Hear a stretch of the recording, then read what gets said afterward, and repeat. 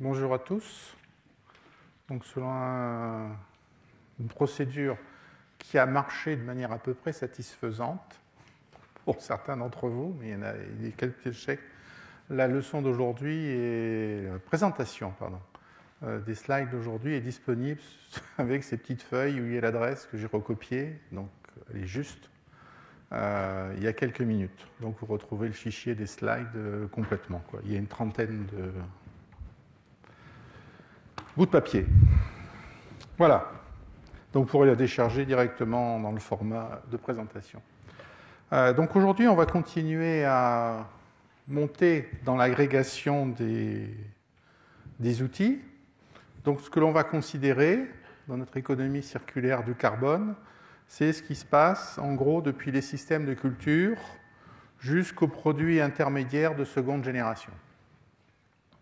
Donc système de culture, qu'il soit forestier, agricole ou algo, la bioraffinerie, qui est une partie des questions qu'on traite aujourd'hui. La bioraffinerie, je la prends dans son acception la plus courte, c'est-à-dire c'est simplement du fractionnement, et c'est déjà lourd comme opération. Et ensuite, ce fractionnement peut donner lieu à des opérations ultérieures de conversion chimique, enzymatique, fermentaire, etc. Et à ce moment-là, on obtient des produits agricoles intermédiaires de seconde génération. Voilà, c'est cet ensemble-là que l'on va couvrir aujourd'hui. Donc d'abord, qu'est-ce qu'un système ? Parce que c'est très facile, dès qu'on a un ensemble d'opérations, dans ce cas-là, qui sont agrégées les unes aux autres, considérées simultanément, de dire que c'est un système. C'est une expression relativement triviale. Donc je vais partir de la définition du système alimentaire telle qu'elle a été faite par Rastouin et Guerchy en 2010. Le système alimentaire, quel que soit le lieu, c'est le réseau interdépendant d'acteurs, donc ça comprend les entreprises, ceux qui manipulent la matière, si on peut dire, les institutions financières, les organismes publics et privés, qui sont localisés dans un territoire, dans un espace géographique donné. Donc ça peut être un territoire au sens classique, ça peut être une région au sens l'ouest, l'est, etc. Ça peut être un État, la France, ça peut être un ensemble plurinational comme l'Union européenne, et participant directement ou indirectement à la création de flux de biens et de services orientés vers la satisfaction, dans ce cas-là, des besoins alimentaires, d'un ou plusieurs groupes de consommateurs, localement ou à l'extérieur. Voilà. Donc vous voyez, c'est une définition qui est très large. On va s'en servir aujourd'hui simplement en partie. C'est dans le cours suivant, quand on parlera des impacts et de l'évaluation économique et sociale, qu'on pourra prendre l'ensemble des acteurs et aller chercher. Donc oui, dans les acteurs, au-delà des entreprises, des organismes, etc., la définition, elle mériterait d'être complétée, par exemple, tout simplement par les organisations non gouvernementales qui exercent un poids très important, relativement faible en France, mais très important en particulier dans les pays anglo-saxons. Donc sur la base de cette définition, on fait une extension à l'ensemble des autres besoins, donc l'habitat, l'habillement, le transport, etc. Et vous définissez comme ça des systèmes. Dans le cas du système énergétique, les présentations qui sont faites sont d'ailleurs assez souvent tronquées simplement à la fourniture d'énergie finale et non pas à l'ensemble des acteurs. Alors, dans le cas du système biologique, on a 4 boîtes. Il y en a une qu'on ne maîtrise absolument pas. C'est ce qui est censé être représenté par l'assemblage du soleil et du petit nuage. C'est le climat, ce sont les conditions météo, qui par essence sont prévisibles, mais ne peuvent absolument pas être déterminées. Ensuite, on a une production. Cette production, elle va construire donc une chaîne d'approvisionnement. La figure qui est placée juste en dessous est simplement destinée à vous montrer que cette production elle est aléatoire, elle présente une forte variabilité quantitative et qualitative. C'est l'élément qui différencie complètement le carbone biologique du carbone d'origine fossile, parce que dans le cas de carbone d'origine fossile, on a une variabilité quantitative qui est nulle. Elle dépend simplement de la volonté des opérateurs. Le prix, lui, par contre, il peut être aléatoire. Quand on prend du carbone d'origine fossile, on a souvent tendance à considérer que tous les carbones d'origine fossile se fassent, mais si vous comparez tout simplement du pétrole, vous avez une très large gamme de qualité entre du pétrole libyen, qui va être, pas parce qu'il y a eu des événements en Libye récemment, mais le pétrole libyen qui est un pétrole relativement facile à traiter, contre d'autres pétroles plus riches, on va dire, en molécules lourdes. Et ensuite, on a deux opérations qui sont la transformation et la distribution, où là, classiquement, on réfléchit en disant, c'est facile, les quantités entrantes sont égales aux quantités sortantes plus les pertes. Normalement, on ne perd pas de matière dans cet ensemble-là. Alors cette vision-là, elle est parfaite dans un premier temps, ça permet d'identifier au moins les modules.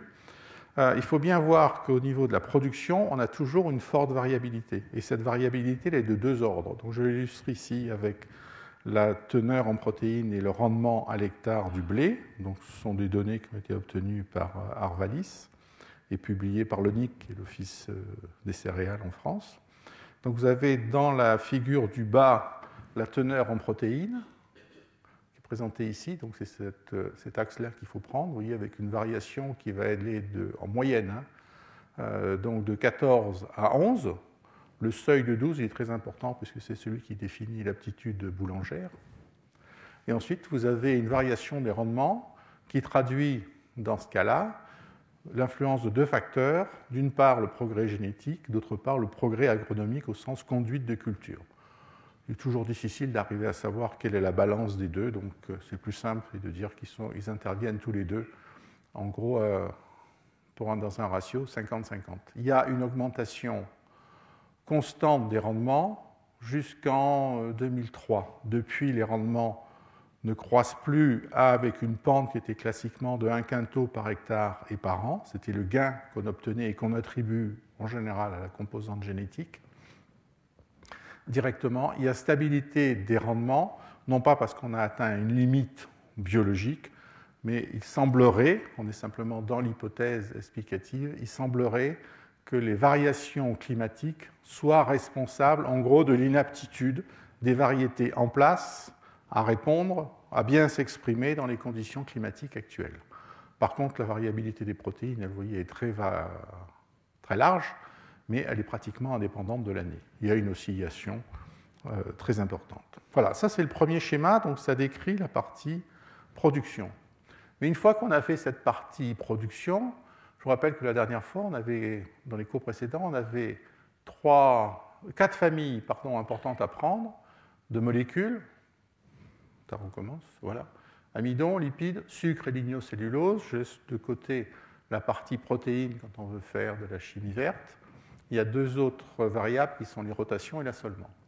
Quand on est dans la partie production, ce qu'il est important de voir, c'est que ces petites figures sont censées représenter des assolements. Donc on peut avoir des ensembles culturaux localisés sur la même année au niveau d'une parcelle qui vont produire l'une de ces 4 familles. Et donc on a plusieurs ensembles qui sont disponibles.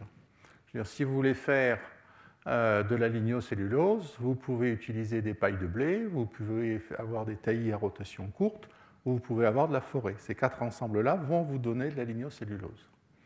Ensuite, vous avez des opérations de diversification.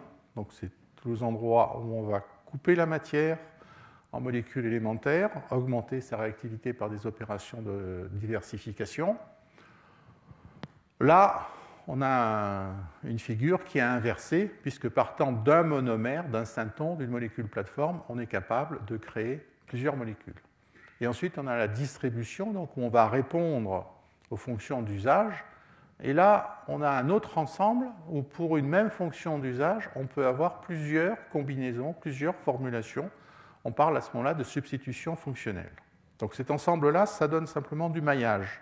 Ça pourrait se décrire de manière simple par voie topologique, compliquée parce qu'il y a énormément de chemins, mais relativement simple. En fait, l'affaire se complique et ne permet pas une optimisation mathématique standard, tout simplement parce que les réactions qui interviennent en particulier dans la partie transformation ne répondent pas à des lois strictement linéaires, donc y égale à x plus b. Et on a souvent, le plus souvent, ces deux types de figures, c'est-à-dire quand on va augmenter par exemple l'énergie ou le temps de résidence dans un réacteur, etc., on a une phase initiale où il ne se passe rien, donc à très bas régime, il n'y a pas de réaction du système. Ensuite, on a effectivement une zone de réaction linéaire, et ensuite on a saturation du dispositif. Donc c'est vrai sur la partie transformation, mais je vous rappelle que cette figure, vous la retrouvez aussi sur la photosynthèse. Sur la photosynthèse, l'exposé qui vous a été présenté par le CEA, vous montrez que la courbe commençait là en fait. Donc on a une réaction linéaire dès le départ, et ensuite on sature, qu'on soit dans des plantes en C3 ou en C4. Donc cette courbe-là, elle est valable pour la transformation et la production. Et ensuite, vous avez la même courbe en cloche. Alors, ça peut être l'effet de la température. Vous allez trouver ça sur les plantes, bien entendu. Au froid, rien ne pousse. Quand il fait trop chaud, il ne pousse plus non plus. Mais vous allez trouver ça sur les enzymes et les micro-organismes. La combinaison de ces fonctions de réponse fait qu'à l'heure actuelle, on ne sait pas avoir une description mathématique de l'ensemble. Donc là, j'ai parlé simplement de l'assolement dans cette partie-là. La deuxième variable qu'il faut prendre en compte, c'est le temps. Donc c'est une variable avec un cycle annuel. Donc si vous êtes dans la fonction de production, quand vous faites du blé, si ce blé suit un autre blé, vous aurez un rendement qui sera inférieur à ce qu'on appelle un blé de colza, c'est-à-dire un blé qui est placé après une implantation de colza. Et dans ce cas-là, le blé de colza, globalement, donne 10% de rendement de plus qu'un blé de blé. Le blé de blé, ce n'est pas le blé ultra parfait, c'est simplement du blé qui suit une autre culture de blé exactement sur la même parcelle. Voilà.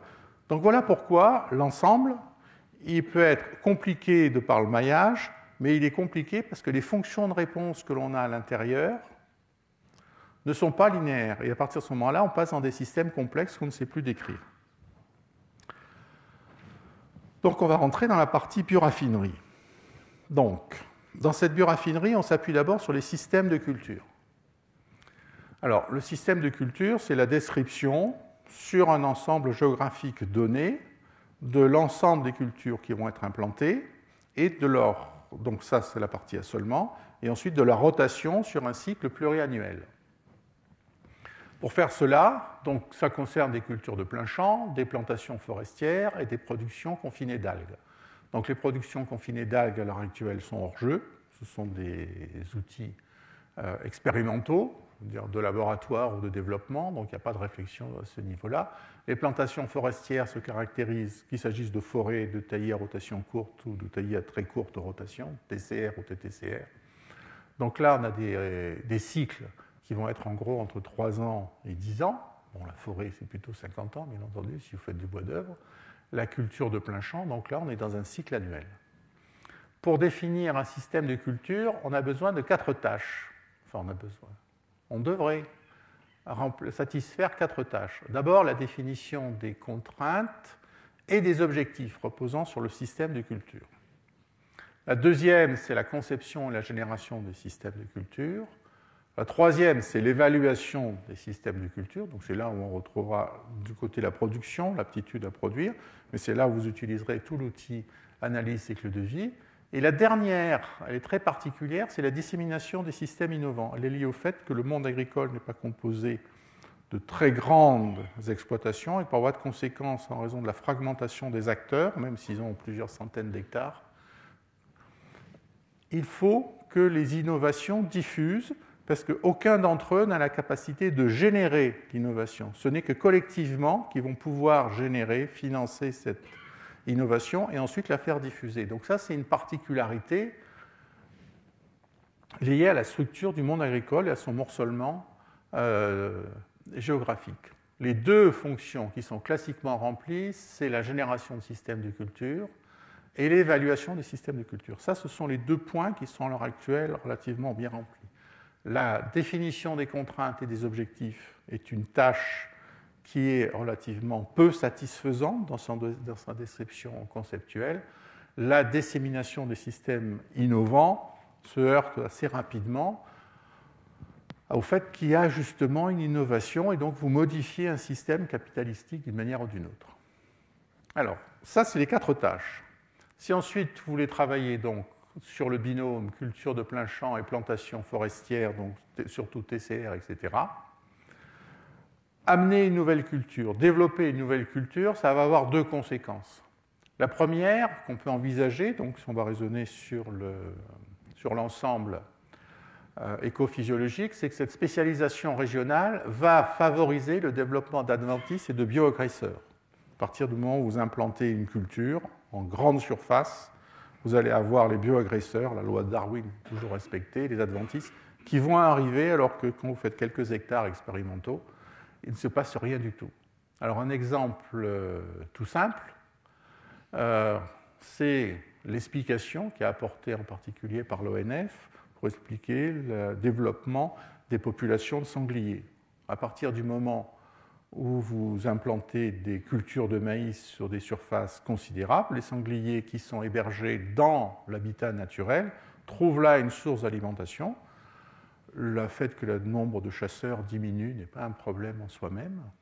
Je veux dire, n'explique pas le fait qu'il y ait une croissance aussi forte des populations de sangliers, et ça, c'est lié au fait qu'il y a une spécialisation régionale sur certaines cultures. Donc, quand la culture qui est implantée correspond à un bioagresseur, le bioagresseur en profite.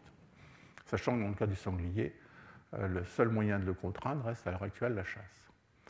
Le deuxième élément, c'est que la simplification des assolements et des successions culturales, parce que vous allez avoir besoin, pas nécessairement de faire de la spécialisation, de la multiplicité, vont simplifier les paysages. Donc toutes les personnes qui sont extérieures au monde de la production vont avoir, en tant que partie prenante, une expression à formuler là-dessus. Et la deuxième conséquence, c'est que ça réduit les habitats pour la faune sauvage. Alors oui, dans le cas du maïs, on est juste dans le fait où la loi est inversée, c'est que ça n'a pas réduit l'habitat pour la faune sauvage. La faune sauvage, elle est tranquillement protégée dans la partie forestière et elle utilise un autre espace, celui des cultures pérennes. Donc les systèmes de culture. Sur les plantes de grande culture, faire du carbone renouvelable n'a strictement aucune particularité. On peut raisonner de la même manière, faire du blé ou du colza pour faire des biocarburants que pour faire du blé alimentaire, en supposant qu'il y ait besoin de faire les deux. Ensuite, il y a deux autres cultures, par contre, qui sont à considérer. C'est celle des filières lignocellulose. Donc, je vous rappelle, c'est luzerne, sorgho, miscanthus, taillé à rotation courte avec du peuplier, etc. Là, ça renvoie à la diversification des assolements. Mais ça nécessite de nouvelles régulations territoriales. Et l'avantage, c'est qu'à ce moment-là, on voit apparaître des implantations, en particulier le miscanthus et le taillis, qui sont des implantations pérennes. Et donc, ça contribue à l'émergence d'éléments qui vont faire partie de la trame verte qui est inscrite donc, dans la loi de Grenelle 1. Le deuxième élément sont les cultures énergétiques. Donc là, on parle à ce moment-là des sous-produits. Les premières sont aussi énergétiques en haut. Mais si on prend les cultures strictement énergétiques, elles vont générer toujours des sous-produits, qu'il s'agisse de céréales ou d'éléagineux, donc il va s'agir des tourteaux ou des drèches de céréales, et elles vont déplacer d'autres marchés sur lesquels, à l'heure actuelle, par exemple, on utilise, en alimentation animale, dans lesquels on utilise du pois protéagineux. Alors, le pois protéagineux est une culture qui est relativement peu rentable. Si vous avez un développement extraordinaire ici des cultures énergétiques, vous déplacez, vous apportez un compétiteur du pois protéagineux qui, de ce fait-là, peut se trouver dans une situation délicate. Et le dernier terme, c'est que cette diversification, elle se fait par les espèces, mais elle se fait aussi par les variétés. Donc il peut y avoir des variétés non alimentaires présentes, parce qu'elles correspondent chacune à des filières différentes. Donc toute cohabitation de variétés va entraîner une contamination des récoltes, tout simplement par les appareils qui sont mis en œuvre, par les fécondations croisées, par les repousses, etc. Et il y a un deuxième lieu où peuvent se passer les contaminations, c'est au moment de la collecte et des silos, et en particulier des silos. Alors la question des silos peut vous paraître simple, mais la fonction de stockage en monde agricole est une fonction qui est particulièrement très mal rétribuée. Donc on a tendance à faire des silos qui soient les plus économiques possibles. Or, si vous voulez avoir plusieurs variétés, il faut faire des silos qui sont adaptés à la taille de chacune des récoltes envisageables par variété. Donc vous voyez tout de suite des facteurs économiques limitants, sachant que la technologie est rigoureusement disponible. Il n'y a aucun souci sur cette partie-là. Alors ensuite, on va faire ça ne sort pas très bien, c'est un scan de l'ADEME. C'est le cas de l'amidonnerie. C'est simplement pour vous montrer comment, quand on progresse dans cet ensemble-là, donc on parle de blé de maïs, on a du grain, on va revenir sur ces opérations-là, on obtient un lait d'amidon, c'est-à-dire une suspension d'amidon, mais de grains natifs. Ce lait d'amidon peut être transformé en glucose et ce glucose peut être fermenté, hydrogéné, etc. Donc vous avez un ensemble incroyable de molécules qui vont être obtenues, toujours, vous voyez, par des schémas à ramifications multiples. Vous n'avez pas de combinaison à l'intérieur. Par contre, vous avez toutes les fois une même fonction d'usage qui peut être remplie par des cases différentes. Mais là, quand on prend par exemple l'industrie du papier, on a besoin d'amidon natif et on a besoin d'amidon modifié. L'amidon modifié, c'est l'amidon cationique que vous mettez dans la trame du papier. L'amidon natif, c'est celui surtout qui est fait au moment du couchage du papier en surface. C'est ce qui donne des papiers d'excellente qualité. Donc là, il n'y a pas de possibilité de substitution entre les deux. Et donc, vous avez un système qui est particulièrement compliqué, en ce sens qu'il est une très grande diversité. Il va générer, là, il est centré sur la fonction glucose. Mais il faut bien voir qu'ici, vous avez du gluten, et ici, vous avez du son. Donc, un système très éclaté. Et donc, vous avez, quand vous regardez l'ensemble des bioraffineries, donc qui ont cette fonction de fragmentation et de séparation des composants, vous avez en gros deux modèles que je voulais résumer ici. Donc, il y a un premier modèle, c'est celui de l'hyperspécialisation. Il y a un produit unique, c'est le latex. Vous prenez ça. C'est une bioraffinerie. Il va y avoir une plantation de latex en allant jusqu'au bout, bien entendu. Je ne parle pas de la mise en œuvre des gants ou autre objet, mais une plantation ou des pneus. Un produit unique dont on extrait une seule molécule, dans ce cas-là, c'est de l'isoprène, qui est transformé par un processus spécifique pour un demandeur, pour une demande précise, sur un marché limité. Un marché parfaitement connu, donc c'est l'exemple du latex. C'est exactement de la même manière l'exemple des plantes aromatiques ou médicinales. Même si vous avez l'impression qu'il y a une grande diversité, c'est hyper spécialisé. Et vous avez de l'autre côté, à l'autre bout du spectre, l'hyperpolyvalence. De nombreuses sources possibles. Si vous voulez faire du glucose, vous pouvez utiliser du saccharose. Vous allez couper en deux, ça vous donne glucose, fructose. Le fructose est équivalent ensuite au glucose. Vous pouvez utiliser de la cellulose, vous pouvez utiliser de l'amidon. Donc là, chaque fois, les plantes amont sont très variables. Donc de nombreuses sources possibles, permettant de produire différentes molécules par des procédés divers. Chaque industriel a ses astuces, son savoir-faire, pour un marché de masse, donc là on est à très grand volume, avec une intégration verticale et un petit nombre d'acteurs. Au petit nombre d'acteurs, c'est tout simplement parce que le marché devient assez rapidement oligopolistique. Et donc entre les deux, c'est ce que j'ai voulu marquer là, vous avez unique et spécifique, c'est l'hyperspécialisation, donc c'est vrai dans la ressource, c'est vrai dans l'usage, dans le procédé, et vous avez assez rapidement une concentration horizontale. Donc on va vous parler de plantation d'EVA, parce que c'est là que ça se situe l'ensemble. Alors, là, l'hyperpolyvalence, c'est ce que vous trouvez avec quand vous avez une ressource qui est variée et multiple, avec des usages très diversifiés et multiples, c'est l'exemple du blé ou du dérivé du glucose. Procédés variés de masse et une concentration verticale, c'est là que vous voyez apparaître des acteurs comme les grands amidonniers, par exemple, qui se positionnent. Et entre les deux, vous avez les points intermédiaires. Voilà, ça c'est le schéma qu'il y a à l'heure actuelle dans les bioraffineries. Donc que vous fassiez des arômes ou du latex, ça rentre dans les bioraffineries, mais c'est différent, bien entendu, de ce que vous allez pouvoir trouver avec des grandes céréales. Alors, j'ai juste choisi d'illustrer quelques familles. Je ne veux pas reprendre l'ensemble des bioraffineries. Et j'ai pris pour entrer la betterave sucrière, donc figure sur cette diapositive des valeurs numériques, parce qu'il y en a relativement peu à mettre, en fait, dans le cas de la betterave sucrière. Sur les autres slides, je ne les ai pas mises, parce que sinon la diapositive devient illisible. Donc la betterave sucrière est récoltée et collectée. On obtient la betterave, au sens biomasse du terme. Elle est lavée, ce qui permet d'enlever de la terre, c'est le défaut des racines. Elle est découpée, on fait une diffusion des jus, etc. Ça, c'est des procédés qui sont très anciens, parfaitement optimisés. Vous obtenez de la pulpe. Du jus brut, c'est là où se trouve l'essentiel du saccharose. Ce saccharose, vous évaporez l'eau, vous le cristallisez, vous centrifugez, et vous avez deux produits, la mélasse et le sucre. Les pulpes, elles peuvent partir en alimentation animale ou en bioraffinerie lignocellulose, parce que là, vous retrouvez de la cellulose. Au niveau des pulpes, les pulpes, c'est essentiellement la partie paroi végétale.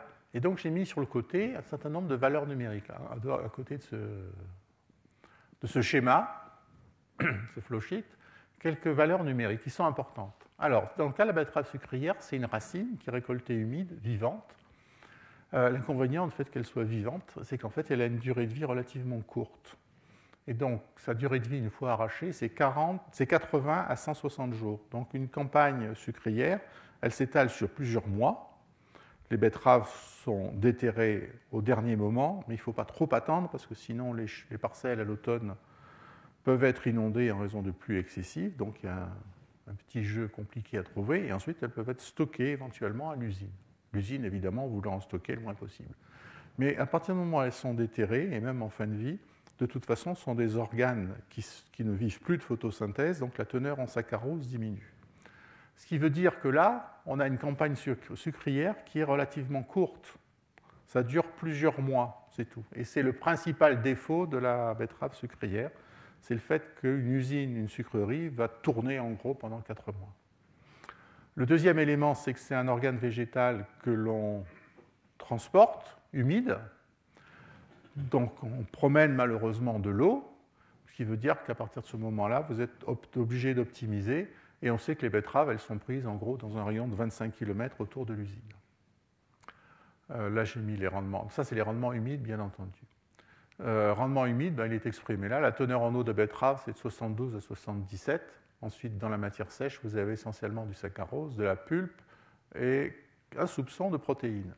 Donc, quand vous allez descendre là, vous finissez ici par avoir du sucre. Le sucre, c'est le saccharose, c'est 83 à 85% du saccharose initial qui était présent dans la betterave. Voilà la capacité d'extraction qu'on a et de raffinage quand on fait du saccharose. Ça n'a rien à voir avec la perfection, si on peut dire, qui est observée dans une raffinerie de pétrole. Là, les valeurs numériques qui sont affichées n'ont rien à voir. Le raffinage du pétrole est quelque chose qui, sur une molécule donnée, descend à moins de 5 ou moins de 1%. Donc on n'a pas du tout la même efficacité parce qu'il y a des pertes sur la mélasse, etc. Le deuxième élément, c'est qu'on a, dans ce cas-là du saccharose, on a une molécule qui est instable, c'est-à-dire qu'on va vouloir la concentrer, parce que sinon du saccharose, forcément, ça fermente. Ça, tout le monde y pense. Mais la deuxième difficulté, en fait la plus compliquée, c'est le fait que du saccharose en solution concentrée va cristalliser. Et son seuil de cristallisation, il est simple, c'est à 68,5 grammes pour 100 grammes de masse, donc vous pouvez le calculer en concentration comme vous voulez. Et là, j'ai représenté tout simplement une figure qui vous donne les variations de sorption. Ça, c'est l'activité de l'eau qui est en bas, donc l'hygrométrie. Et là, c'est la teneur en eau du saccharose. Donc, vous partez d'une solution qui est ici, vous déshydratez, donc c'est une isotherme de sorption descendante, vous déshydratez. Ici, si vous déshydratez de manière très rapide, à un certain point, donc à 68,5, si vous déshydratez à ce moment-là de manière très rapide, vous pouvez descendre à 0. C'est parfait, votre sucre sera amorphe. Si par contre vous vous amusez à jouer, et c'est tout le principe de la cristallisation, dans cette deuxième branche de l'asymptote de désorption de l'eau, vous avez à ce moment-là des risques sur une solution sursaturée de saccharose d'avoir une cristallisation instantanée. Et cette cristallisation, elle va se passer d'autant plus rapidement qu'il reste de l'eau dans le milieu. Donc si vous descendez très rapidement là, vous voyez, je n'arrive jamais à m'en souvenir, mais ça doit être 0,4, ça doit correspondre à une hygrométrie de 0,4. Là, vous avez une cristallisation en gros avec des cinétiques de l'heure. Si vous descendez plus bas ici, vous avez des cinétiques de cristallisation de l'ordre de l'année. C'est ce que vous avez chez vous quand vous comparez du saccharose, du sucre que vous avez acheté, qui est amorphe. C'est celui qui est strictement amorphe, c'est celui qui sert à faire la décoration en pâtisserie, en particulier comparé au sucre cristallisé que l'on a là. Donc c'est une molécule qui est instable, que l'on sait obtenir, mais qui est instable. Quand vous faites du colza, du tournesol, etc., vous avez toujours le même schéma. Il ne faut pas oublier que ce sont des graines. Donc les graines, elles ont toujours des coques et des téguments. On en parle un peu moins, mais ça contient quand même 25 à 40% de coques et téguments qui vont partir à l'heure actuelle tout simplement pour faire de l'énergie. On ne sait pas en faire de matériaux. Et on a coutume de considérer simplement que l'huile est le tourteau, c'est-à-dire la partie interne de la graine. Donc les tourteaux, je vous rappelle, qui partent en alimentation animale, donc c'est eux qui peuvent être déplacés par d'autres sources de protéines. L'huile, où ils peuvent déplacer d'autres sources de protéines, je portais au plat tout à l'heure. L'huile, c'est 44% du tourteau de la graine initiale. En gros, en France, à l'heure actuelle, il y a moitié de production de tourteaux oléiques, de graines oléiques, c'est-à-dire qui contient 82% d'acide oléique. Et l'autre moitié du colza, c'est du colza linoléique, à 60% de linoléique. Là, deux options. Vous hydrolysez, vous obtenez des acides gras et du glycérol. Les acides gras, donc vous faites de l'hémisynthèse, vous avez des propriétés essentiellement interfaciales, c'est l'usage majeur. Le glycérol, c'est une molécule qui intrinsèquement n'a pas grand intérêt. Alors sachez quand c'est ça lancé, ça, dans les premières années du biodiesel, il y avait des excédents de glycérol sur le marché, donc le marché du glycérol s'est effondré, et heureusement, on va dire par chance, tout l'Orient, à ce moment-là, a été sensibilisé aux problèmes d'hygiène. Je ne voulais pas dire du tout qu'avant, ils n'étaient pas sales, mais avant, ils étaient suffisamment pauvres pour ne pas se préoccuper des questions d'hygiène. Donc l'hygiène est devenue chez eux une préoccupation importante avec des ressources financières. Et à partir de ce moment-là, le glycérol a eu un marché instantané et très rapide qui était son utilisation dans les produits d'hygiène. Et ensuite, c'est simplement dans un deuxième temps que la chimie s'est mise en place au glycérol avec une foultitude de molécules, donc ces conversions. Ça fait toujours appel à des hémisynthèses. On peut utiliser aussi des fermentations. Donc là, c'est une molécule qui est recherchée pour sa réactivité.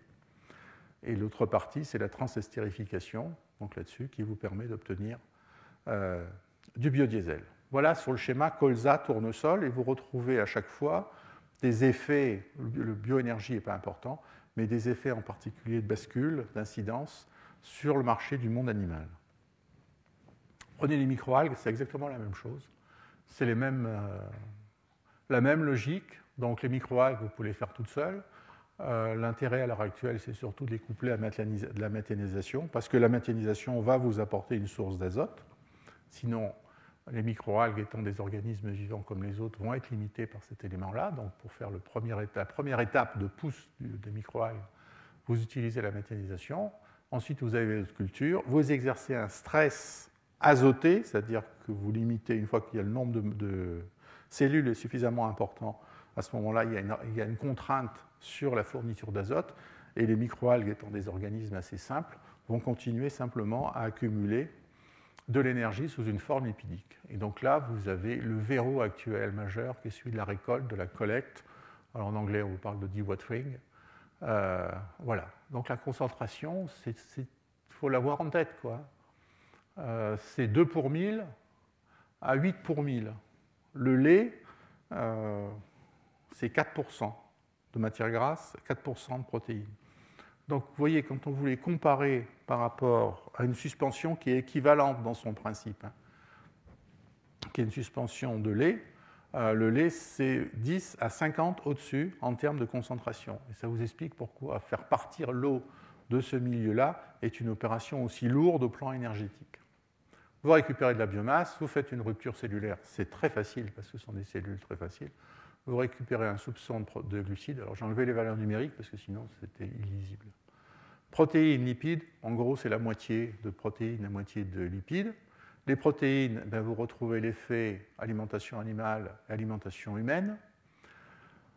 La partie lipide, il y en a à l'heure actuelle, la principale utilisation, c'est l'alimentation humaine pour le fait que ces acides gras sont très riches en oméga 3, en acides gras oméga 3. Alors attention, quand vous consommez des produits contenant des acides en oméga, souvent on vous vante le fait qu'il y a des acides en oméga à l'intérieur. Ça n'a aucun intérêt d'avoir des apports en oméga. Ce qui est important, c'est apporter des oméga 3. Et ce qui est important biologiquement, c'est le ratio oméga 3, oméga 6. Comme les oméga 6 sont en excès, il faut apporter des oméga 3. J'ai vu il n'y a pas très longtemps une bouteille d'huile dans un rayon de supermarché où il est marqué riche en acide oméga. C'est intéressant, mais c'est absolument pas. Pour un chimiste, c'est intéressant, mais pour un être humain, ça ne l'est pas du tout. C'est les oméga 3 qu'il faut aller chercher. Et donc ces lipides, ils sont utilisables en transestérification ou chimie, donc c'est exactement la même chose que colza, tournesol, aucune différence sur cette partie-là. Donc cette filière microalgue, elle vit à l'heure actuelle avec ces deux éléments-là, l'alimentation humaine pour les oméga 3 Et le deuxième élément qui la soutient, c'est la partie alimentation animale, puisqu'à ce moment-là, ça permet de nourrir en particulier les alevins. Il y a une petite partie alimentation humaine, mais qui n'est pas très importante, qui relève plus du gag qu'autre chose. Et ensuite, il y a les céréales. Alors, les céréales, c'est l'endroit où la compétition avec les usages alimentaires est la plus forte. Donc, j'ai représenté les trois principales céréales, donc le blé, le maïs et le riz. En termes de macronutriments, elles sont à peu près équivalentes. Vous voyez que ce sont des céréales, donc elles ne contiennent très peu de lipides. Les lipides sont présents dans le germe. Elles contiennent des protéines, mais aussi à des quantités qui sont 2 à 3 fois moins importantes que celles qu'on va trouver dans le soja ou dans les légumineuses, et essentiellement des glucides. Donc là, c'est l'ensemble amidon, glucides pariétaux. Alors, j'ai laissé la présence de ces vitamines hydrosolubles, liposolubles et des minéraux, parce que ça a un grand objet d'attention sur des céréales qui sont utilisables dans l'alimentation humaine. Ça correspond à une très forte demande de micronutriments. Et donc, dans ces micronutriments, vous avez l'ensemble vitamines et l'ensemble minéraux. J'ai mis en rouge les valeurs numériques quand, à l'aune de la consommation de la céréale, cette céréale peut constituer une source intéressante. Donc, dans le cas du blé, si vous prenez du blé, vous avez une source intéressante de thiamine ou de niacine, par exemple, et c'est pour ça qu'il y a des valeurs numériques qui sont en rouge. Ça, c'est à l'heure actuelle, en alimentation humaine, le vecteur principal de modification des technologies pour que le consommateur puisse accéder à ces micro-constituants qui sont des micronutriments au sens où nous sommes capables de les absorber. Ensuite, ces trois céréales, qui sont les trois principales céréales consommées par l'homme à la surface du globe, ont des technologies complètement différentes. Le riz est une céréale que l'on va simplement abraser, on va tourner autour du grain. Le maïs est particulièrement compact, donc de toute façon c'est un grain qu'on va toujours faire exploser. Et le riz, qui est la céréale sur laquelle est fondée, on va dire, les sociétés occidentales, malheureusement a une conformation très compliquée, ce qui va nécessiter de s'y adapter, on va dire. Donc ça c'est le même schéma que pour les autres. Vous prenez du blé, vous récoltez et stockez. L'avantage, vous voyez, comparé à la betterave, c'est que vous pouvez le stocker plusieurs années, donc vous pouvez faire des stocks et de ce fait-là faire abstraction des variations de quantité produite annuellement. Ensuite, vous avez un schéma de meunerie. Alors, je vous rappelle que les 4 opérations, c'est du broyage, du claquage, du convertissage et du blutage. On verra tout à l'heure spécifiquement, non pas ce que ça veut dire. Et que dedans, les opérations qui sont réalisées sont très compliquées. Je veux dire, vous avez de la compression qui permet de faire claquer le grain. Vous avez du cisaillement, donc on soumet à 2 forces parallèles mais de sens opposés qui vont faire aussi éclater le grain. Vous avez le choc, c'est le passage direct par la percussion, et l'abrasion étant la technologie principalement utilisée dans le cas du riz, puisqu'on va simplement faire du pelage du riz. De la meunerie, on sort en Europe une farine, alors ce qu'on appelle T50 ou T150, ça correspond tout simplement pour 1000 à la teneur en éléments. Pour 10 000 en éléments minéraux. C'est comme ça que c'est caractérisé. Ensuite, vous avez l'amidonnerie et la gluténerie. Vous sortez simultanément des sons et des remoulages qui sont très importants quantitativement comparés aux céréales que vous avez manipulées, et vous avez sorti ici du germe. Alors, ça, c'est parce que ma recopie d'écran fait passer ça. Amidonnerie, gluténerie, ça vous donne amidon, gluten, fibres solubles. Donc ça, on a déjà décrit. Et l'amidon, conversion, là-dedans. Vous avez une deuxième voie qui est la saccharification, qui va vous donner de l'éthanol et du CO2 et des drèches, le DGS étant le terme anglais. Et les drèches. Ça, c'est ce qu'on appelle l'éthanol de première génération, qui existe, qui a permis de constituer l'industrie, mais qui est très fortement critiqué parce que c'est celui qui est en compétition directe avec les usages alimentaires. Alors en haut, j'ai représenté tout simplement une très vieille meule de pierre pour vous montrer, quand on parle de meule de pierre, c'est quelque chose qui a plusieurs millénaires. Donc c'est une technologie qui a évolué. Alors si vous prenez le cas du blé, il faut avoir plusieurs éléments en tête. Le grain de blé entier n'est pas consommable en l'état. C'est la même chose pour du grain de maïs. Sa digestibilité à ce moment-là est particulièrement faible. C'est une particule qui rentre et qui sort. Donc il n'est pas consommable. Le deuxième élément, c'est qu'un grain de blé est toujours pollué. Je parle pas des produits phytosanitaires présents en surface, il est toujours pollué par la présence, en particulier de mycotoxines en surface. Donc, d'une certaine manière, il faut faire un nettoyage. Et la réduction de taille de particules est nécessaire pour le fractionnement, si on veut obtenir l'amidon, le gluten, etc. Elle est nécessaire pour la digestibilité. Et elle est nécessaire en alimentation humaine pour la mise en forme. Le blé, si vous prenez des grains de blé, spontanément ne vont pas s'agréger les uns aux autres. Vous n'avez formation du réseau de gluten qu'à partir du moment où vous avez passage par le stade farine, et à ce moment-là, le réseau de gluten pourra se mettre en place. Donc il y a deux approches technologiques, mouture, abrasion, décortiquage. Et les deux questions qui en découlent, c'est d'une part, comment on va choisir, positionner le curseur entre le fractionnement histologique et le fractionnement moléculaire. Et sachant que le blé est une céréale duale à finalité alimentaire et non alimentaire, quelle est la taille particulière minimale pour avoir un effet matrice, c'est-à-dire avoir cette capacité à créer un réseau. Donc là, je vous donne les deux niveaux structuraux présents dans le grain de blé. Alors, je vous rappelle que le grain de blé, c'est un organe particulier, puisque le péricarpe a subsisté et il est venu envelopper le fruit. Donc ça vous donne un caryopse.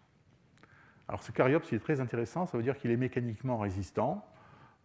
Il a beaucoup d'avantages, mais il a beaucoup d'inconvénients aussi pour l'espèce humaine. C'est que tout simplement, ça rend le grain de blé strictement indigestible sous sa forme native. Donc je suis toujours intéressé de voir qu'il y a des pains nouveaux qui sont commercialisés avec des céréales entières à l'intérieur. Bon, ça vous fait du ballast, c'est drôle pour les enfants, mais c'est tout ce que ça donne. Donc il y a dans ce grain de blé un sillon longitudinal, qu'on va voir tout à l'heure, et un germe qui est localisé à la partie basse. Ensuite, si vous faites une coupe ici, vous allez trouver le péricarpe, donc c'est ce que je vous ai indiqué ici, qui représente quand même 5% de la matière sèche, une couche à aleurones, ça c'est la couche externe de tous les fruits, et c'est dans cette couche à aleurones que se trouve en particulier l'ensemble fibres, minéraux, vitamines, etc. Donc c'est très important. Le péricarpe, c'est essentiellement de la cellulose. Et ensuite, l'albumène, c'est la farine blanche à 85%. Et le meunier, tout ce qu'il fait, enfin, c'est une technologie, c'est une vraie technologie, c'est un vrai métier. Il casse le grain de blé, donc il récupère des morceaux de ce type-là, et ensuite il vient éroder progressivement le grain de blé jusqu'à la couche à aleurones. Et tout l'art, évidemment, à l'heure actuelle, sachant que la couche à aleurones est riche en micronutriments, c'est d'aller chercher la couche à aleurones sans endommager le péricarpe, en laissant le péricarpe suffisamment gros pour qu'on n'ait pas les éléments négatifs présents dans le péricarpe. Donc ça, c'est exactement la même chose, mais ce que je voulais vous montrer dans ce cas-là, donc vous avez de la farine, bon, c'est sûr qu'à l'écran, ça ne donne rien. Les sons, qu'ils soient gros ou qu'ils soient fins, la subtilité, c'est qu'on les récupère sous une forme particulière qui allait dire microscopique, alors que là, on est plutôt dans le micron, là, on est plutôt dans le millimètre ou submillimétrique. Donc en termes de taille et de densité, c'est relativement facile à récupérer. Ce qui est important de voir, c'est que le grain de blé, qu'on présente toujours comme ça, il comporte un sillon. Et que ce sillon, c'est 20% du péricarpe. Donc ça vous explique pourquoi on ne fait pas de grain de blé abrasé comme dans le riz, parce qu'après il resterait trop ici de matière lignocellulosique, donc le grain de blé est toujours claqué. Et le deuxième élément, c'est que ce grain de blé, il est au départ synthétisé sous forme hydratée, et ensuite il se déshydrate par le sillon, par cette zone-là, et par la tête, par l'apex du grain de blé. C'est la phase de dessiccation du grain de blé sur l'épi. Quand vous récoltez un grain de blé, normalement il est sec. Je veux dire à entre 10 et 14% d'humidité.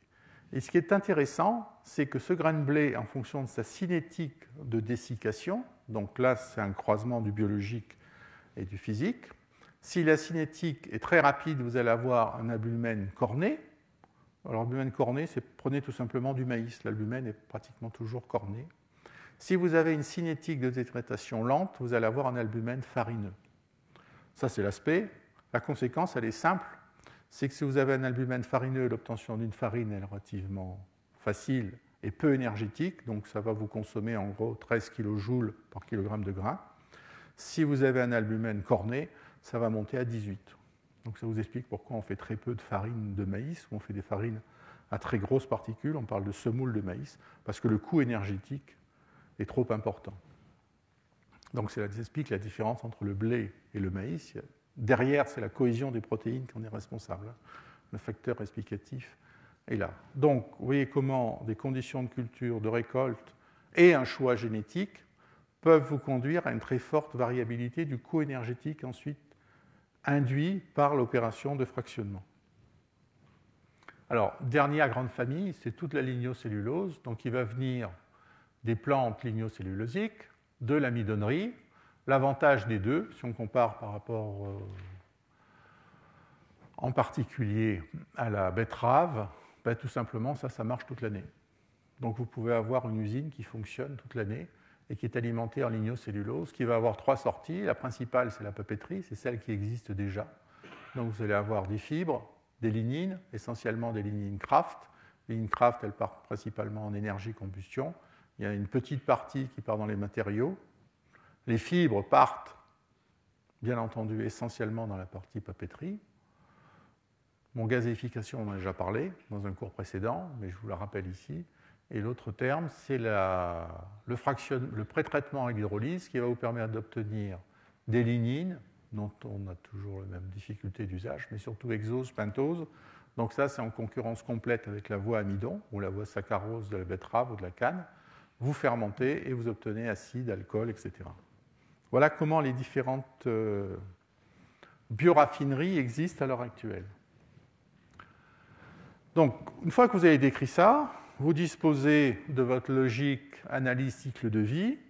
Et la première étape, enfin, ce n'est pas la première, c'est ce qui est à l'heure actuelle, je veux dire, sur la table et dans les esprits, c'est faire de l'éco-conception de produits. Donc, faire de l'éco-conception de produits, c'est une démarche qui est faite par les entreprises, en général suscitée par les parties prenantes, pour intégrer des critères environnementaux dès la phase de conception. L'idée, c'est d'en diminuer les impacts environnementaux tout au long du cycle de vie. Donc c'est facile sur l'extraction, c'est facile sur l'opération industrielle, sur la distribution, puisque là, c'est des choix de matière, d'énergie, etc. La difficulté, elle vient là, c'est du cycle de vie. Parce qu'à partir du moment où vous avez vendu un objet, ben, c'est l'utilisateur qui en est responsable. Donc vous allez mettre un objet à disposition, il faut arriver à convaincre l'utilisateur de manière coercitive ou plus douce, que le devenir de l'objet doit le ramener finalement doit le conduire à faire du tri sélectif, etc. Et ça, c'est le verrou. C'est qu'on demande à des entreprises d'éco-concevoir des produits, sachant que derrière, les utilisateurs doivent changer leur mode d'utilisation et de faire leur tri. Donc forcément, on insiste toujours sur le choix des matières, la capacité de renouvellement, etc. Mais le principal verrou, il est là, c'est dans la fin de vie, dans la capacité à le faire. Donc le jeu, on prend les ACV, on découpe en sous-systèmes, chaque sous-système est modulaire, ça veut dire qu'on va pouvoir faire jouer les deux variables, matière, énergie, choix des matières premières, mise en œuvre, etc. La nouveauté quand on fait de l'éco-conception, c'est qu'on traite les déchets. Par déchets, j'entends les produits qui sont en fin de vie. Le déchet, c'est le produit qui est généré, mais il peut avoir deux échelles différentes. Quand vous faites des biocarburants, vous allez avoir une pollution locale. Quand l'usage de votre biocarburant va produire, par exemple, des NOx ou des particules, ça, c'est une pollution qui est locale, que vous allez pouvoir trouver dans la rue en particulier. Et vous avez une production de CO2 qui est locale, certes, mais qui n'a rigoureusement aucun impact, sauf si vous enfermez dans votre garage avec le véhicule en marche. Mais donc, le CO2 part dans l'atmosphère, et donc ça, c'est un problème. C'est un déchet que nous allons tous pouvoir partager, alors que la production de particules et de NOx est une pollution locale qui doit être adaptée à ce cycle-là. Donc vous avez dans le traitement des déchets des considérations différentes. Et la démarche, elle est simple. En général, vous avez toujours, l'éco-conception arrive sur des objets, sur des produits, sur des services qui existent déjà. Et donc, on part de l'ACV du procédé initial, dans lequel on a compilé les intrants, les extrants, les impacts, etc.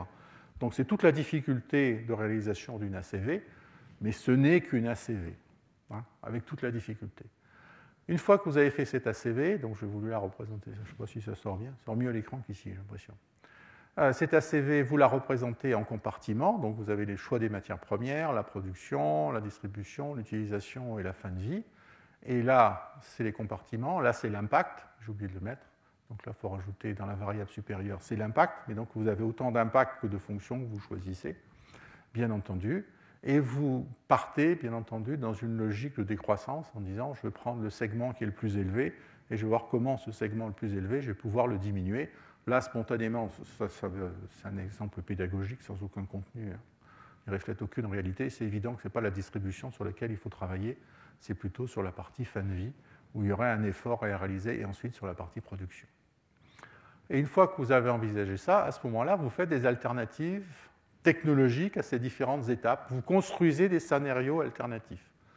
Donc, vous allez modifier, vous avez plusieurs variables, plusieurs possibilités. Vous modifiez des modes de conduite des mêmes technologies, donc vous changez vos valeurs paramétriques. En général, vous vous déplacez par rapport à l'optimum économique que vous aviez choisi initialement. Vous pouvez changer de technologie. Vous pouvez, ce qui est beaucoup plus astucieux, lier des procédés pour un recyclage des fluides en particulier. Alors, c'est des fluides, le fluide étant porteur d'énergie quelquefois, mais ça veut dire que, par exemple, dans la fin de vie, là, au lieu d'avoir une décomposition simple, vous pouvez décider de faire de la méthanisation. Et à ce moment-là, ça vous oblige à changer la frontière de votre système. Vous pouvez espérer diminuer cet ensemble-là. Et donc, vous refaites ensuite une ACV sur les scénarios théoriques. Voilà, alors ça, je vous l'avais présenté la dernière fois, ça sort toujours aussi mal, je vais la refaire. C'est un travail qui a été fait au Canada sur la comparaison des sacs de caisse papier et polyéthylène. Donc, vous avez les valeurs, représentées entre 0 et 100, je peux dire, sur différents critères, l'effet de serre, la déplétion de la couche d'ozone, l'acidification, etc. L'intérêt de ce travail-là, c'est que, bon, spontanément, on dit on va prendre du polyéthylène, c'est moins bien que le papier, parce que le papier il est renouvelable, patati patata, etc. Donc c'est bien, mais vous voyez que par exemple, il y a un certain nombre de variables où le polyéthylène est meilleur que le papier. Donc on se retrouve avec le papier qui provoque plus de brouillard d'hiver et d'acidification, mais il est meilleur sur d'autres critères. Et donc on a toujours cette difficulté à pondérer différents effets en une variable unique, ce que je vous avais expliqué au cours précédent. Cette difficulté-là, elle sera inhérente à toute la réflexion sur la co-conception parce que vous manipulez de l'analyse cycle de vie, et qu'à moins de faire de tout transformer en grammes de CO2 dans le bilan carbone, sinon vous avez toujours ce choix-là qui suppose de réfléchir par ailleurs sur les impacts environnementaux. Une fois que vous avez fait ça, vous pouvez prendre des exemples plus simples. Donc là, je vous donne un exemple qui vient de l'INRA de Bordeaux. C'est comment peut-on remplacer du PVC dans ses fonctions habitat, matériaux d'habitat, matériaux de, alors je sais pas comment ça s'appelle, garniture d'intérieur de voiture. Ça, c'est une portière, le garnissage d'intérieur de voiture. Ça, c'est différents matériaux qu'on peut trouver dans l'habitat. X ou Y. Donc, vous avez, soit vous prenez du bois, des dérivés, etc. A priori, vous avez un gain environnemental. Les dérivés, c'est important, ça vous permet de prendre les écorces, les sciures, les coproduits, etc. Quand vous avez des polymères, qu'il s'agisse de thermosets ou de thermoplastes, vous avez un coût environnemental très élevé. Et en gros, leur coût environnemental, c'est tout simplement les énergies non renouvelables mises en œuvre, donc c'est 88%.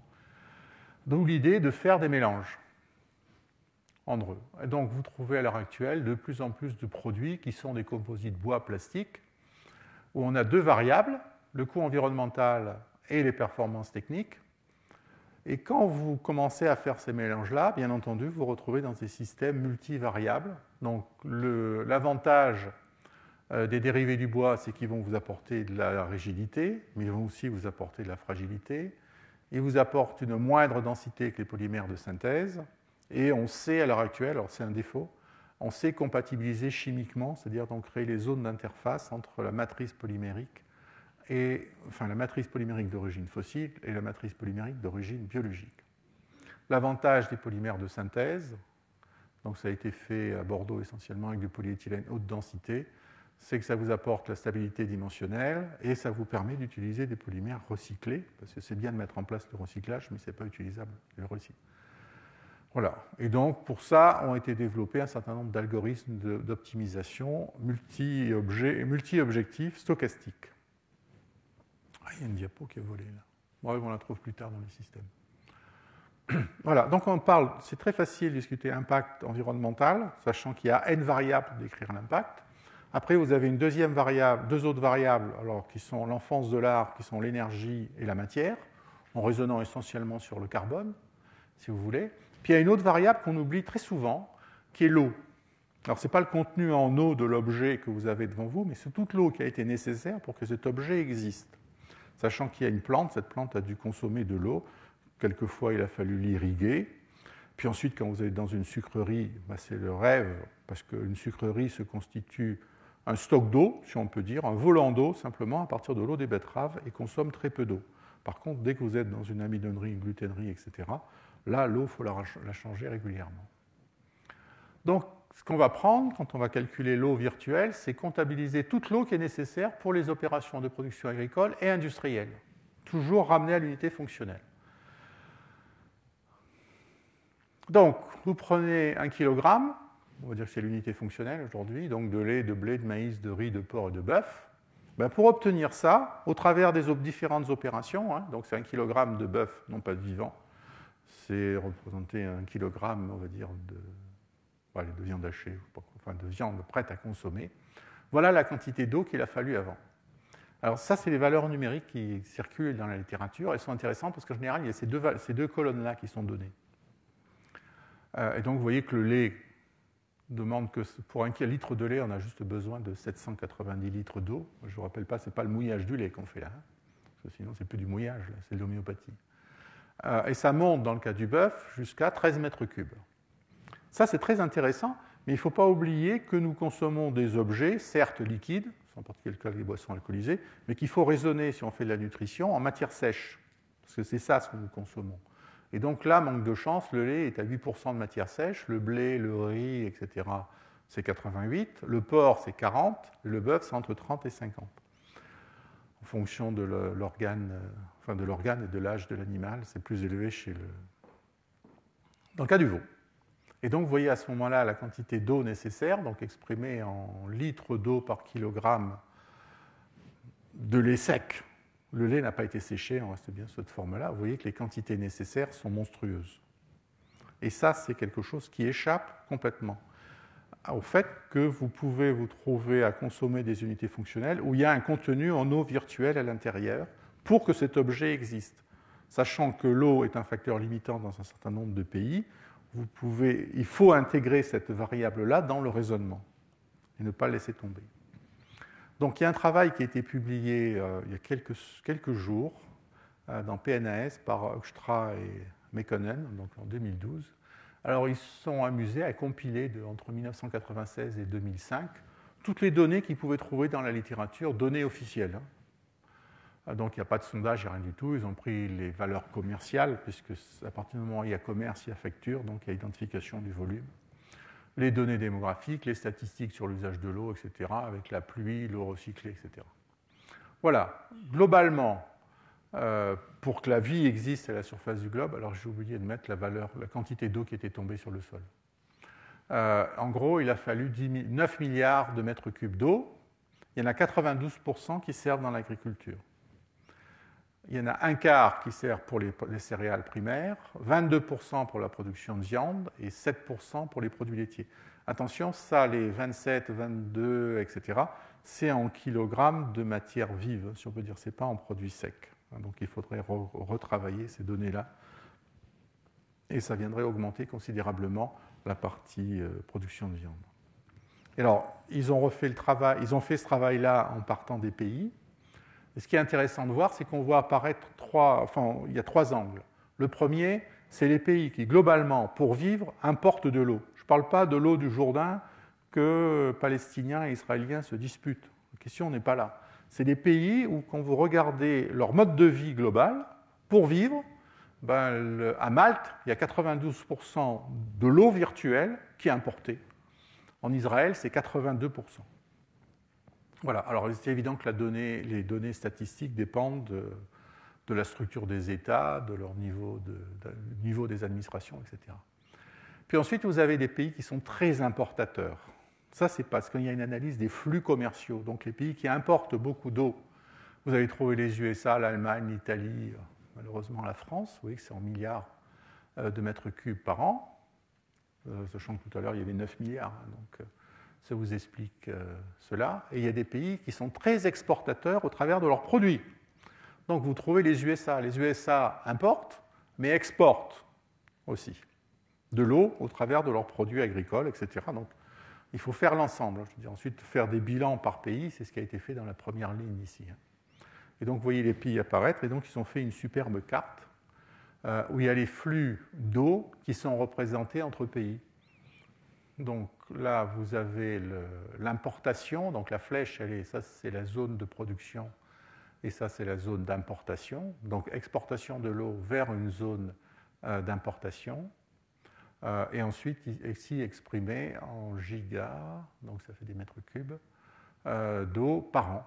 Et donc vous voyez apparaître des flux, vous voyez que les États-Unis, au travers de leur économie agricole et industrielle, je vais le casser, ont des flux d'importation et des flux d'exportation. Donc globalement, ils sont exportateurs nets, mais leur vie économique repose sur la coexistence de deux flux import et export très importants.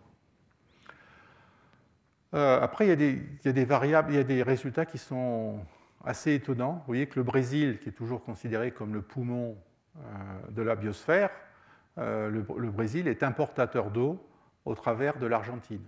Alors, l'Inde importe et exporte de l'eau. Bien entendu, Chine, Japon, Corée sont des importateurs d'eau. L'Australie, pays sec par excellence, on parle de l'Australie, enfin, il y a des zones humides, hein, mais on parle toujours de la sécheresse en Australie. L'Australie est un exportateur d'eau parce qu'il exporte énormément de matières agricoles, en particulier vers le Japon. Donc ça, c'est une description qui a été faite, alors qui est fortement critiquable au niveau des valeurs numériques. Certes, c'est améliorable, mais qui est quand même intéressante. C'est un plan nouveau qui existe, c'est le contenu en eau des différents produits et services qui nous permettent de vivre. Alors, cette valeur-là vous permet de voir le poids énorme de l'agriculture, donc des fonctions forestières agricoles, dans la consommation d'eau. Et il faut le mettre en parallèle avec une publication de Service, un monsieur qui s'appelle Service, dans la revue Science en 2009, qui a mesuré le contenu en eau virtuelle, donc lui sur un plan technologique, tout simplement. Il a dit, voilà, je veux extraire du pétrole, en litres d'eau par mégawattheure de pétrole, bon, c'est une bonne expression comme une autre, l'extraction du pétrole, c'est 10 à 40. Donc, il a tout fait, donc les centrales nucléaires en circuit fermé, la centrale nucléaire en circuit ouvert. Donc, vous voyez, quand vous augmentez votre centrale nucléaire, vous la mettez en circuit ouvert, vous multipliez tout simplement la consommation d'eau par 100. Donc là, l'avantage des centrales nucléaires, c'est qu'elles émettent soit de la vapeur, soit de l'eau qui repart au flot des rivières. Mais quand vous avez, alors c'est caché où, la récupération assistée du pétrole, quand vous consommez 7 mètres cubes d'eau pour extraire votre pétrole, ces 7 mètres cubes d'eau sont définitivement perdus parce qu'ils sont partis dans le sous-sol. Et donc, vous avez forcément un décalage très important qui se passe ici et qui est lié au fait que là, ce sont des productions agricoles et que ces organismes vivants ont besoin d'eau pour tourner dans leur métabolisme.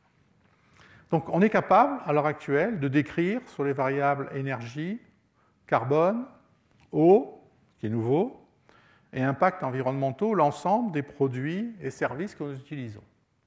C'est ce qu'on appelle donc l'éco-conception. Ça possède plusieurs limites. Alors, l'éco-conception, il faut d'abord tresser des lauriers à ceux qui ont poussé cette réflexion, c'est que ça permet de prendre la matière de la source, donc ce qu'on appelle du berceau, au bout de chaîne, donc à la tombe. En général, ça va au bout du tuyau. Ça, c'est l'apport très important. Mais en fait, quand vous réfléchissez sur l'ensemble des systèmes, vous voyez bien que dans un système X, quand vous produisez deux coproduits, A et B, de l'huile et du tourteau, par exemple, toute augmentation du volume de A, donc vous décidez de faire plus de biodiesel, ça va produire automatiquement plus de B, et donc il faut que B, en tant que coproduit, puisse être utilisé. Donc ça induit des contraintes sur le B, il faut réfléchir.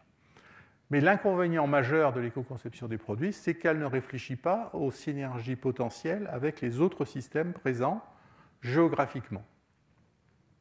Donc, ça suppose l'éco-conception qu'il n'y a pas de changement structurel des autres marchés et qu'on fait tout simplement une économie par mise à l'équilibre de l'ensemble. Quid dans le cas contraire, l'éco-conception ne permet pas d'y répondre.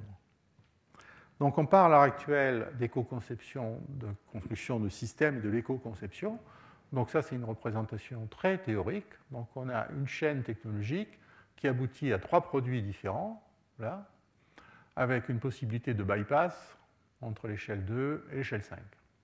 Mais en fait, dans technologie, quand vous avez une amidonnerie à côté d'une sucrerie, d'une huilerie, etc., je suis en train de vous décrire la région nord-est de la France, vous avez des possibilités de passage d'un produit, d'un étage, vers une autre filière.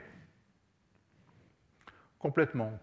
On peut envisager de faire des esters d'acide gras fondés sur de l'éthanol et non plus fondés sur du méthanol. Et donc, à ce moment-là, l'éthanol qui sortirait, par exemple, ici de l'amidonnerie, irait rejoindre, alors ce n'est pas la bonne flèche, hein, on va le mettre là, l'éthanol qui est ici irait rejoindre les acides gras pour faire l'estérification et l'obtention de biodiesel. Donc ça suppose, quand vous allez travailler, de faire d'abord tout votre flow sheeting, le décrire complètement, de mettre en regard une analyse en ACV, donc vous faites bilan carbone, énergie, eau, bien entendu, et impacts environnementaux, et derrière, vous allez construire une optimisation multicritère, et l'optimisation multicritère, vous la faites tourner sur les variables de décision. Ça, alors j'en prends 2 de variables de décision, il y a le coût et l'impact environnemental. Au départ, vous avez plusieurs solutions initiales. Toute la difficulté du jeu, c'est à partir de ce nuage, je veux dire, où vous avez fait varier vos valeurs paramétriques, vous ne savez pas nécessairement très bien comment on les fait varier, mais enfin, vous avez ce choix-là. Vous allez les faire varier et donc déplacer ce nuage pour le rapprocher de ce point-là. Et en fait, quand vous allez le rapprocher de ce point-là, il faut toujours utiliser donc une solution optimale au sens de Pareto, c'est-à-dire que toute modification de l'équilibre, c'est-à-dire tout gain sur un acteur ne doit pas se faire aux dépens des autres acteurs. C'est toute la difficulté. Donc on vous parle d'optimum de Pareto. Pour faire cela, donc ça c'est relativement facile à conceptualiser. Après, il reste à faire la technique. Comment on passe d'un nuage ici à ces différents petits points d'équilibre? Alors la conception classique qu'on apprend à l'école, c'est faire des maths. Je veux dire, on a des recettes d'élaboration, plus un niveau de production envisagé. On veut produire 1000 litres d'une essence de bergamote extraordinaire, ou on veut faire plusieurs millions de litres de diester, plus le coût d'investissement. Et ça vous permet de concevoir des procédés de manière optimale si vous disposez de toutes les équations mathématiques qui permettent d'y répondre. Or, vous n'en disposez pas, et deuxièmement, certaines donnent des fonctions de réponse qui sont relativement biscornues, soit sigmoïdales, soit avec des courbes en cloche, que vous ne pouvez pas décrire de manière mathématique. Et comme il y a trop d'opérations, vous ne pouvez pas non plus faire des tirages aléatoires de combinaisons, c'est-à-dire faire du Monte Carlo. Ça vous permet de répondre, à l'heure actuelle, sur les 3 variables, environnement, flexibilité de matières premières et sécurité. Sécurité au sens approvisionnement, donc garantie. Donc il y a 2 méthodes pour faire ça. La première méthode, c'est les méthodes déterministes avec programmation mathématique, facile en chimie, orga du pétrole, tout simplement parce qu'on a beaucoup de données, nettement plus compliqué à faire avec du carbone biologique. Donc on utilise à ce moment-là des méthodes stochastiques qui simulent des événements discrets, et on utilise ce qu'on appelle les algorithmes génétiques. Ils ne sont pas génétiques dans le sens où on fait appel à la génétique, mais tout simplement par analogie avec la génétique, c'est-à-dire qu'il y a des substitutions complètes de modules, comme si on incorporait un nouveau gène en remplacement d'un autre. Voilà pourquoi on parle de génétique, mais la génétique n'a rien à voir dans ce jeu-là.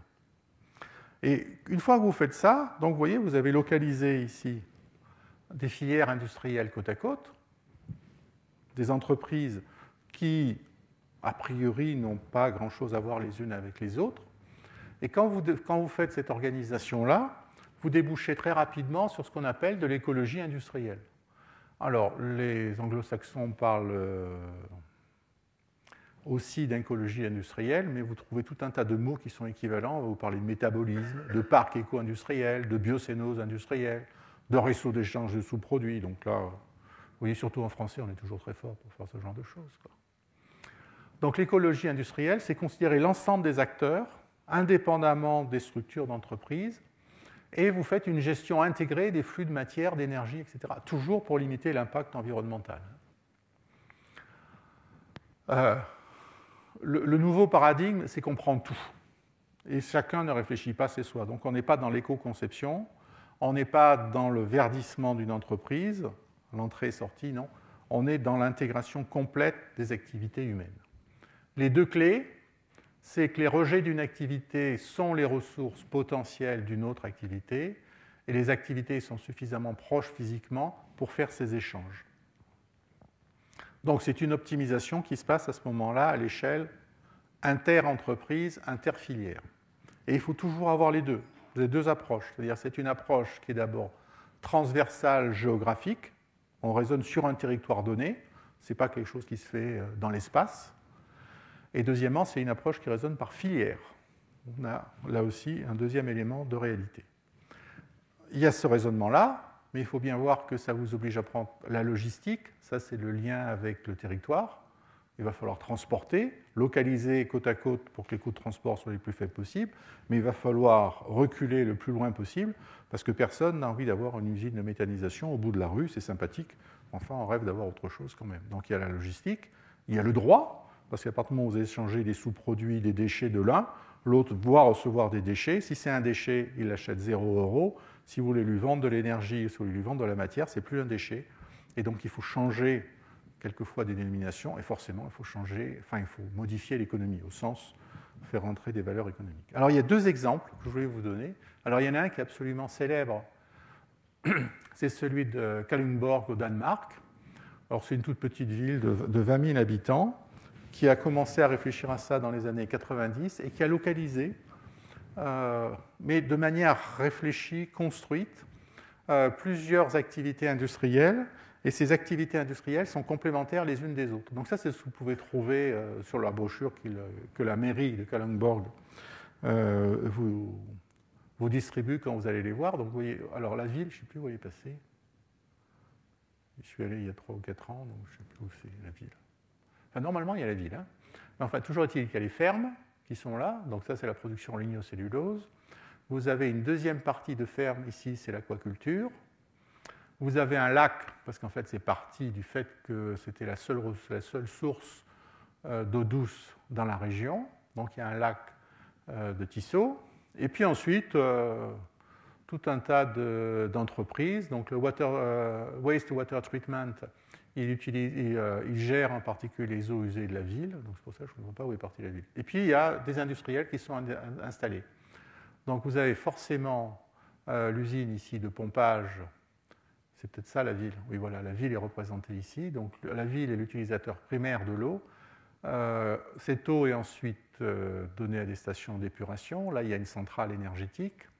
Et se sont mis autour tout un tas d'industriels qui échangent avec les autres. Alors oui, par exemple, la centrale énergétique, alors c'est des Danois, donc ils utilisent du charbon, dont ils ne se vendent pas nécessairement, mais la centrale énergétique, elle génère de l'eau chaude.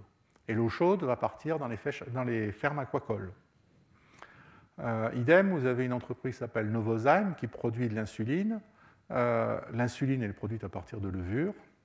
Ces levures sèches, après extraction de l'insuline, elles partent en alimentation d'une population quand même relativement importante de porcs, puisqu'il y en a 800 000. Quoi. Et ça remplace 70% des tourteaux de soja qui sinon auraient été intégrés.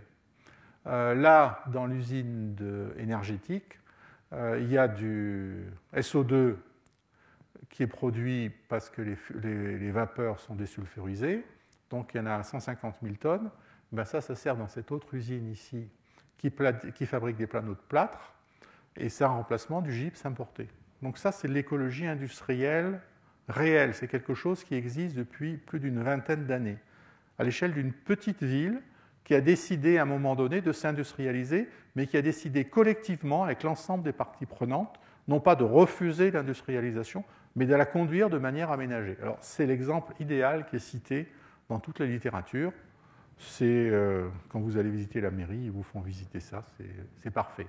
Alors, le seul exemple qu'on ait en France, c'est Paumacle, c'est une commune, hein, c'est pas un lieu-dit. C'est tout près de Reims. Et donc c'est simplement une zone industrielle. Hein. On n'en est pas encore. La ville n'existe pas parce que c'est un tout petit village. Je ne suis même pas sûr que sur cette photo il existe. Sur Paumacle, vous pouvez trouver. Donc c'est un ensemble où il y a des bioraffineries. Ce qui est intéressant, c'est que vous avez des bioraffineries Cristanol qui utilisent du blé et de la betterave. Vous avez ici quelqu'un qui utilise de la paille pour faire de la vapeur et de la chaleur. Là, des bioraffineries, des différentes bioraffineries, donc de luzerne et ici de blé. Vous avez production donc, de produits agricoles intermédiaires de première génération qui servent ici pour élaborer des produits cosmétiques. Vous avez une production de fermentation avec biodémo en acide succinique et toutes les eaux usées sont utilisées dans ce coin-là. Donc, ça, c'est des lagunes qui vont permettre en particulier de faire de la méthanisation. Donc ça, c'est différentes entreprises qui sont localisées de manière très proche les unes des autres et qui sont capables d'utiliser les sous-produits de chacune d'entre elles pour avoir un fonctionnement intégré. Alors, là aussi, c'est parce que des acteurs ont décidé de travailler ensemble. Mais là, ce sont des acteurs industriels. C'est le monde agricole qui a décidé d'investir la bioraffinerie et qui progressivement a construit cette écologie industrielle. Donc vous voyez qu'on est capable de la construire aussi. Ça existe en gros depuis une vingtaine d'années.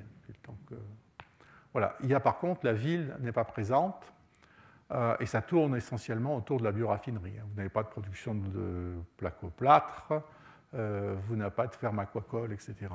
On est dans un système qui est moins avancé que celui que vous pouvez trouver au Danemark. Alors le dernier élément, toujours dans notre éco-conception de système, c'est le fait que pour l'alimentation humaine, sachant qu'on va être entre 9 et 10 milliards, il faut augmenter la production agricole. Donc ça, c'est parfait, parce que toutes les fois que vous augmentez l'agriculture, vous augmentez les tissus vous augmentez autant la production de tissus de soutien lignocellulosiques qui sont non utilisables par les monogastriques, et donc vous allez pouvoir les utiliser dans la bioraffinerie lignocellulosique. Alors, si on prend au niveau global, mondial, hein, donc ça ne veut rien dire parce qu'il y a des gens qui mangent trop et d'autres qui ne mangent pas du tout. Mais globalement, la surface du globe, par jour et par habitant, il y a 4600 kcal. Et les pertes ramènent à 4000. Voilà. La transformation en alimentation animale permet de descendre à 2800, donc c'est la disponibilité alimentaire apparente. Et ensuite, il y a des pertes au niveau de la consommation qui ramènent à 2000 calories. Et c'est ce que vous avez du champ à l'assiette. Ça, c'est une analyse globale. À la surface du globe, l'écart type est monstrueux. Donc, ne faites pas attention à l'écart type, parce qu'après, ça ne servirait pas nécessairement. Non, on va simplement regarder les 3 endroits où on a des pertes. Donc, un raisonnement d'ingénieur en disant qu'il faut qu'on minimise les pertes. Les premières pertes ici sont des pertes qu'on trouve essentiellement dans les pays en voie de développement, pertes après récolte. Les technologies sont disponibles, c'est simplement un problème financier de transfert de ces technologies et d'utilisation de ces technologies dans ces pays-là. Donc on va dire qu'il y a une partie de la question qui est résolue. Enfin, elle n'est pas résolue, mais les éléments sont disponibles sur la table. Le deuxième élément ici, c'est le choix qui a été fait de développer une alimentation, des productions animales et d'utiliser donc des produits végétaux pour ceci. Ça, c'est très important. Il faut quand même l'avoir en tête. Quand vous faites de la transformation de protéines, puisque les produits animaux sont toujours vantés pour leurs protéines, quand vous utilisez de la volaille, vous avez besoin de 2 kg de protéines végétales pour faire 1 kg de protéines animales. Si vous utilisez des ruminants, en particulier des jeunes ruminants, il va falloir 10 à 15 kg de protéines végétales pour faire 1 kg de protéines animales. Donc là, il y a une marge de progrès considérable, non pas en devenant végétarien, mais en acceptant de végétaliser en partie notre alimentation. Premier point. Deuxième point sont les pertes qui se passent ici. Et ces pertes, elles sont, alors là, phénoménales. Donc, l'ADEME a fait une étude en 2007. En France, en moyenne, je suis sûr que les gens qui sont dans cette salle, évidemment, seront particulièrement parcimonieux. Ça ne s'applique pas à nous. Mais en moyenne, en France, on produit, par an et par personne, les foyers rejettent 7 kg de produits emballés. 20 kg de produits consommables jetés par an. Ça, c'est des sondages qui ont été faits en interviewant les personnes. Puis ça possède une certaine vertu pédagogique, mais pas grande. Le principal intérêt, c'est de faire des sondages dans les poubelles. Ce qui fait que si vous prenez des communes denses, donc vous prenez les communes, c'est autour de Paris, vous prenez Vincennes, ou les communes qui sont à la partie ouest de Paris, qui sont aussi très denses, donc vous avez 20 000 habitants par kilomètre carré, ben ça vous produit tout simplement 5 tonnes de matière humide par an. 5 tonnes, c'est 50 quintaux. Considérez que vous êtes simplement à 50% de matière sèche, il n'y a pas que du yaourt et du lait en conservation à l'intérieur, il y a aussi des biscuits, etc. Ben, ça vous donne quand même 25 quintaux de matière organique qui sont produits par an et perdus, tout simplement parce qu'il y a eu une surconsommation ou une mauvaise gestion. C'est peut-être la même chose. Enfin, surachat, ce n'est pas surconsommation, là il y a une achat. Les pertes en restauration hors foyer, elles sont estimées à 12-20%, et ça c'est lié au fait que dans la restauration hors foyer, il y a souvent une présentation avec des banques de produits, et que pour que la restauration soit attractive, il faut qu'il y ait un buffet avec plusieurs produits, et forcément, comme il y a des invendus, on va dire, il y a du rejet, donc il y a des pertes.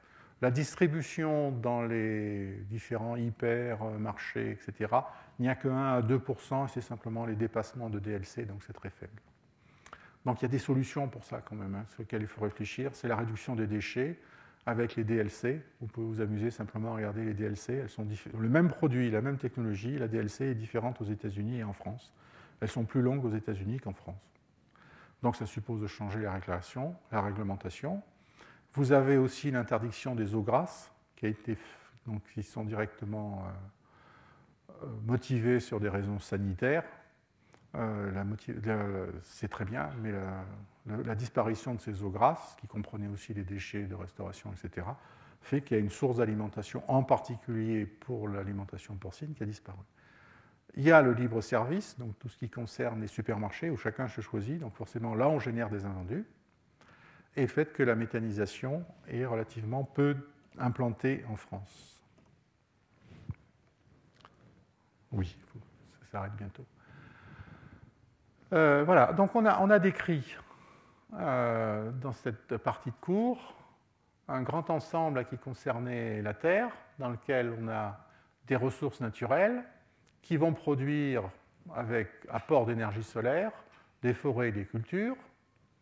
Cet ensemble-là, il est de référence, mais il est forcément évolutif, on n'en a pas conscience. Mais c'est le premier bloc. Ce bloc-là, il nous produit des services écosystémiques, au sens qui contribue à la régulation de l'ensemble précédent, mais il y a aussi une fonction de régulation, il y a une fonction de patrimoine. Cette production primaire, elle est renvoyée dans la transformation, elle répond à l'ensemble des fonctions d'usage. Ces fonctions d'usage vont donner des produits qui contribuent d'abord au bien-être humain, il faut y penser, mais autant que les services écosystémiques. Ils vont générer du CO2, alors j'espère pas trop de méthane. Il y en a une partie qui est recyclable, il y en a une autre partie qui va être enfouie, ici, transformée en charbon de bois, etc. Ça rentre dans la géosphère et ça, ce sont des dynamiques lentes. Et donc, l'objet de cette diapositive, c'est de montrer que vous avez deux types de territoires qui coexistent, si on veut avoir une approche binaire. Vous avez des territoires ruraux qui sont essentiellement concentrés sur ces fonctions-là, services écosystémiques, ressources naturelles, production, et qui interviennent peu sur la transformation et le devenir des produits. Des territoires urbains qui interviennent essentiellement là-dessus. Alors les urbains, ils réinterviennent sur les services écosystémiques au niveau du patrimoine. Là, ils sont très attachés à ça. Et ce sont donc deux systèmes, les deux territoires sont en interaction, et ce sont des systèmes socio-écologiques. Et en dessous, on a besoin de mettre en place des politiques publiques, donc aux différentes échelles pour les collectivités, et les différentes échelles, elles sont à la fois spatiales et temporelles. Ça, c'est ce que je vous expliquerai dans le prochain cours, donc ça, on en a déjà parlé. Voilà, et donc la conclusion, dans le passage, là, il y a des pertes. Quand on veut analyser ces systèmes-là, on regarde d'abord la matière, ça c'est mon choix peut-être personnel, mais on regarde les imbrications, les interconnexions sur le carbone. Ensuite, on rajoute les flux de matière, les flux énergétiques. S'il n'y avait pas d'énergie, de toute façon, le système serait figé. On est comme sur la Lune, il ne se passe rien. Le facteur limitant, c'est la nouveauté, c'est l'eau, dont on ne parlait pas jusqu'à présent. Les échelles de temps et d'espace s'imbriquent. Ce qui nous manque dans la discussion, c'est à l'état d'avancement de ce cours, c'est quels sont les équilibres économiques, comment se mettent en place, indépendamment des autres considérations, sous l'influence des variables économiques, les systèmes, comment ils s'équilibrent, comment ils choisissent un point de fonctionnement, et quelles sont les réglementations et régulations des marchés qui leur permettent de tourner. Voilà, alors mes sources aujourd'hui, elles sont relativement limitées. Toujours l'INRA. Star Colibri, c'est une action européenne sur les bioraffineries. Vous avez la Société internationale d'écologie industrielle, donc c'est tout ce qui est écologie industrielle, et voilà. Ouais. Le Conseil mondial de l'eau, qui tient d'ici quelques semaines son Conseil mondial à Marseille, en 2012. Le seul vrai laboratoire qui, en France, s'intéresse à l'écologie industrielle, il est localisé à l'Université technologique de Troyes.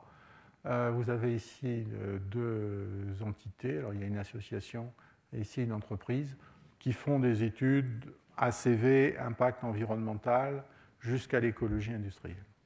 Voilà, je vous remercie pour votre attention.